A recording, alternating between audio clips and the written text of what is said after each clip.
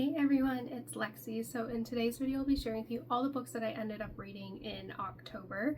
So October was I started out with a bit of a disappointment, but then I kind of got back into what I really enjoy, which is like murder mysteries. So I still ended the month on a very good note, but I felt like the first book kind of really sucked up a lot of my reading energy. So that was a little bit like there was a bunch of hit and misses this month, but it was super busy too. So even though like I only read 3 books this month, I was very proud that I was able to at least get all of this done, just because I was so busy with Thanksgiving and family visiting, to going to concerts. Like I think we only had 1 free weekend, so it just showed how busy we were this month.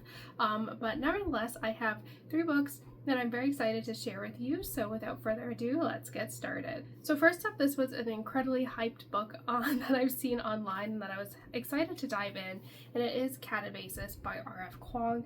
This is her newest release that follows 2 students who attend this kind of prestigious like magic program at Oxford, I believe, as graduate students, and their professor has died, so they go to hell to try to bring him back, and it kind of follows their journey into hell and all these other things. And I would say the first part of the book was really intriguing. You really hit the ground running, and I love that for those first few chapters of, I felt like everything was so fast paced, but I felt like once they got to hell, things really slowed down, especially the middle half of the book. I felt dragged quite a bit, but the ending really picked up. So I felt like this book could have really benefited from maybe being a little bit shorter, because I felt like some of the stuff really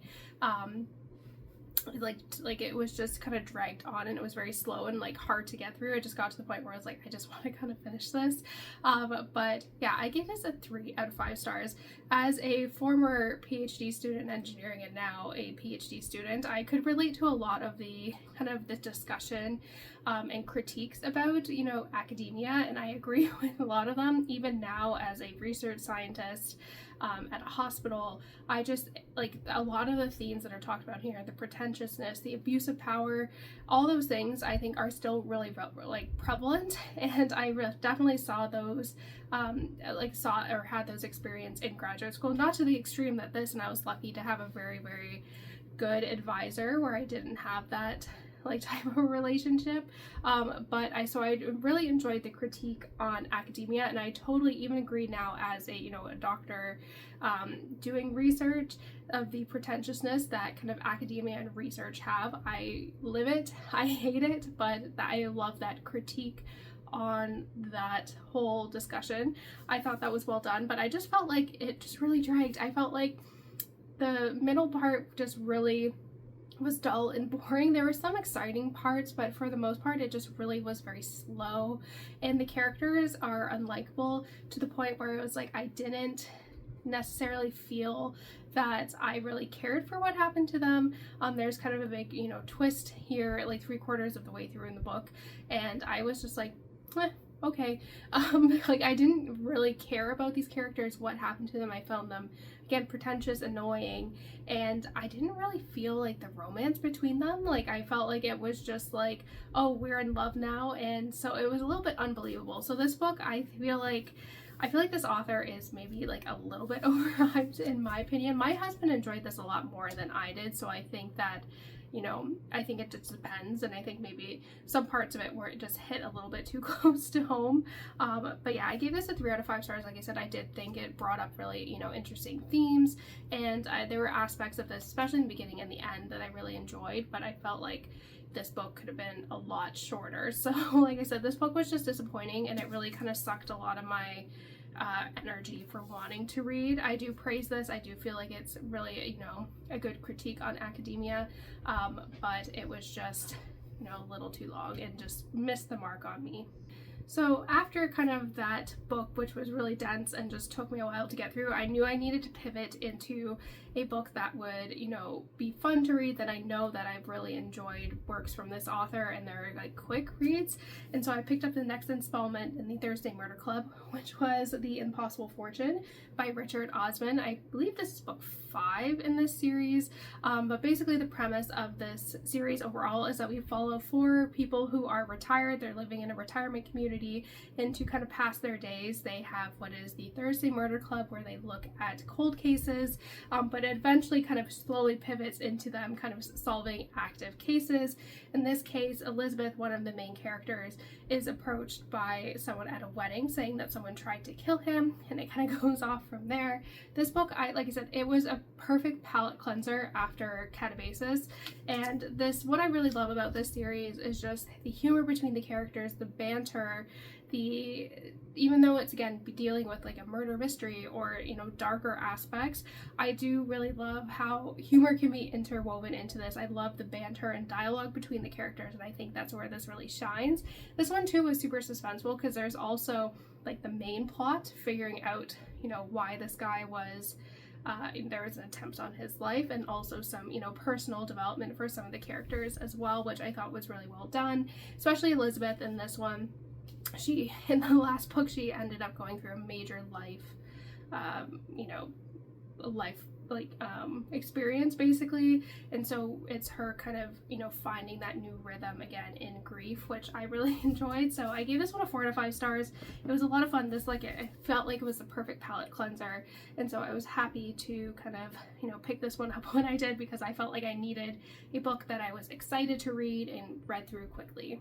And next, in preparation for the new Louise Penny book that came out at the end of October, I reread The Grey Wolf, and I was so excited for this one. I felt like I was pretty pleased with myself, because this book came out this time last year, and there are a lot of pieces that I remembered, and it was just more so figuring out, you know, making sure I remember who all the characters are, and kind of what happens at the end. I remember briefly, but I, like, for the most part remembered like 75% of everything, which I'm very happy about. But this one is basically the premise of this series is we follow Inspector Gamache, who's head of the homicide department in Quebec, and a lot of this, even though you're dealing with like, you know, murder mystery and like those type of, you know, themes and plot points, a lot of this series feels like home. It feels like a warm hug visiting these characters again, especially because the character lives in a town called Three Pines, which is very similar to the feels that you have when watching Gilmore Girls with Stars Hollow. It's that sense of found family, just the way the atmosphere of this town is described. Even the food is just, how the food is described is just so warm and cozy, and so it feels like coming home. And being a Canadian, kind of experiencing a book that takes place in Canada is also fun too, with some of the Canadian culture things. So I don't want to talk too much about the premise of this book in particular, just because I feel like it's very much relevant to the next one, and I don't want to spoil anything. So that's the general premise. Obviously, I gave this one, again, a 5 out of 5 stars. I love it. Louise Penny is my favorite author, and this is my favorite series of all time. So next, let's move on to my November reads.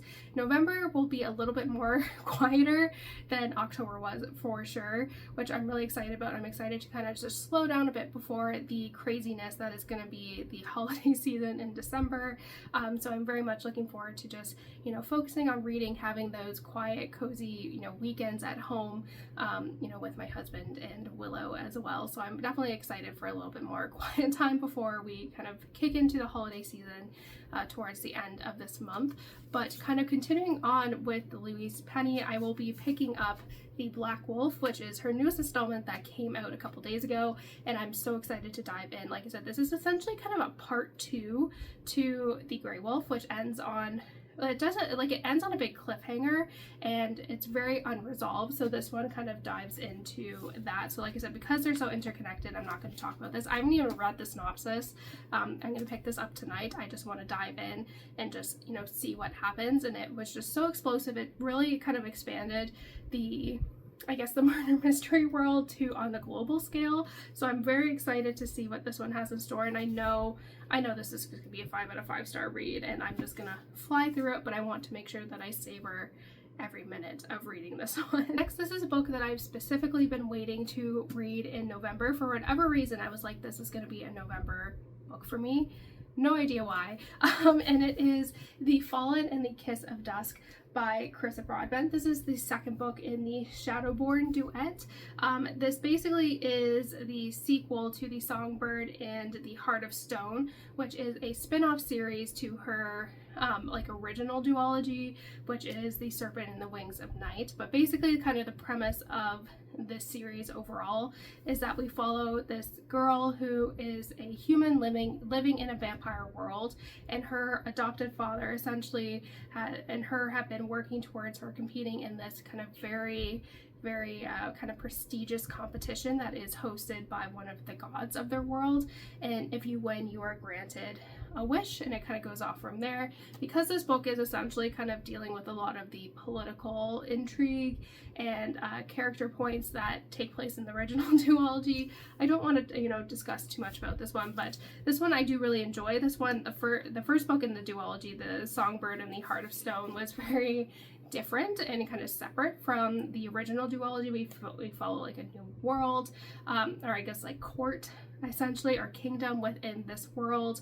We get more background with some of the side characters. And this book, the first book, ended on such an explosive cliffhanger that I am just super excited to see what happens for whatever reason. I don't know if it's because it's just kind of like a gray cover that I've decided that I wanted to read this in November. So after I finish the kind of Black Wolf, this will be the book that I dive into next, and I just can't wait to see what happens to these characters and what happens next, because it ended on such a big cliffhanger. And lastly, these are the next two books that I planned hopefully we'll get to this month that have been on my TBR in the past few months, so I won't go into too much depth about them or talk too much about them because you're probably sick of me talking about them. But first is Hemlock and Silver by Kingfisher. This is her newest book that has come out. My husband has read this one as well, and he said he liked it, but it's basically kind of a Snow White retelling. I do really love her books. I love her quirky characters. I love her retellings. I love Nettle and Bone, and also Sorceress Comes to Call, so I'm really excited to see what this one has in store. But yeah, it'll be a good kind of shorter read, kind of following the chunk that is this one. So I definitely will be picking this one up too. Again, I feel like I was wanting to read this in like September, October, but I feel like this is also giving good November vibes. No idea why. And lastly, the book that I also want to get to in November is called Hot Wax by ML Rio. This is her kind of next novel following If We Were Villains, which I really enjoyed. I read it a couple years ago, and it is definitely one of my favorite dark academias, and this is her newest one as well. And it involves like a murder and kind of cult following, and so I just, it says a vivid and immersive tale of one woman's reckless mission to make sense of the events that shattered her childhood and made her who she is. So this one, again, I have read the synopsis, but for this one it kind of also is similar to a murder mystery where I just kind of want to dive in and not really know much about it. But yeah, this one just seems like it's just going to have a really interesting premise and setting. If you want to learn more about it, I've talked about it in other monthly TBRs, so you can go and check that out, but I definitely do want to get to it this month, so fingers crossed. So that's it, guys. Thank you so much for watching. I hope you enjoyed this video. Let me know in the comments below what some of the books you read in October were and which ones you want to get to in November. But yeah, thank you guys so much for watching. Don't forget to give this video a thumbs up, and I will see you guys next time. Bye, guys.